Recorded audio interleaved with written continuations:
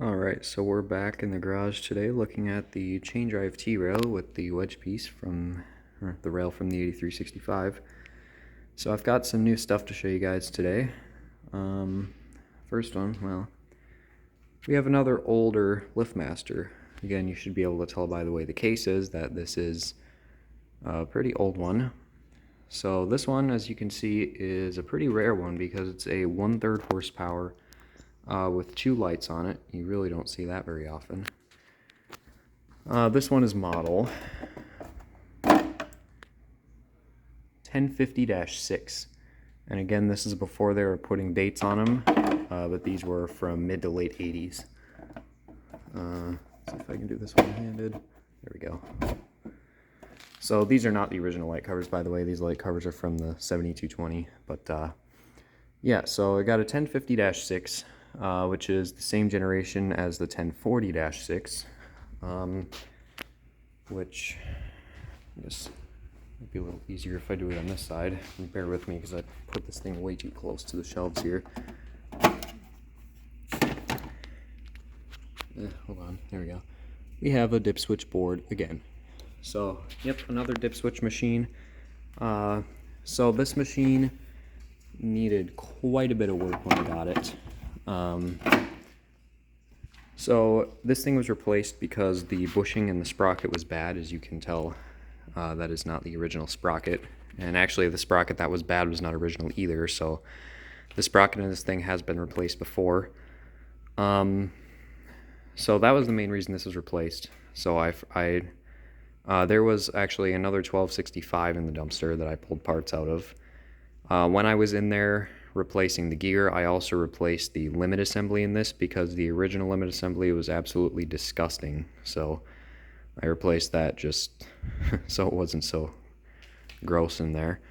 The other thing I had to do is both of the end panels were broken on this. So I did the same thing I did with the 1280R. I took the end panels off of that 1265 and I just transferred all of the labels.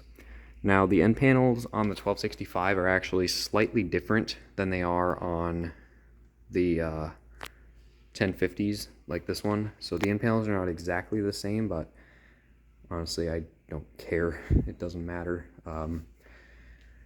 So yeah, this one, pretty nice one. These are not that easy to find. I think I'm the first person to get one of these.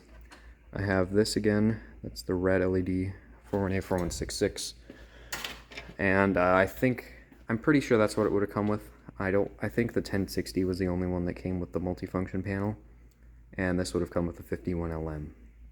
So, yeah, and the fact that this one has the horsepower rating on the case, I think this one might be slightly newer, probably closer to late 80s than the 1040. I don't know, well, they never had quarter horsepower on the case for those, but this one is probably closer to late 80s, so. Now, as far as how this thing runs, it's not so much that you hear it when it's on the rail, especially when it's off the rail. This thing sounds like it's just running on hopes and dreams. There's something wrong with the motor bearings, whatever. It needs to be rebuilt. I mean, it should be all right. I was turning it by hand. I put a lot of grease on the gear, and that didn't do anything, so that's telling me it's an issue with the motor. It is going to need to be rebuilt at some point, and I forgot what I was going to say now.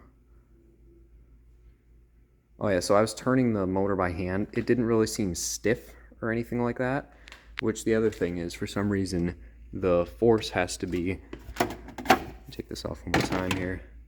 The forces have to be set, that's how the forces need to be for this thing to just run on a rail. So I'm not sure what the deal with that is, but anyway, I think I've been talking long enough, so let's go ahead and run this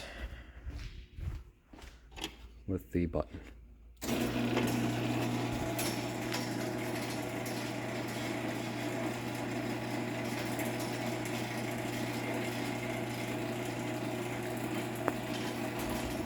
As usual, don't mind the chain being loose. So it actually is pretty quiet. It's definitely more so off the rail that you can hear how bad this thing really sounds. So it's probably fine to put it on doors. It just will need to be rebuilt at some point if I want it to sound normal. Back down, and that's going to be it.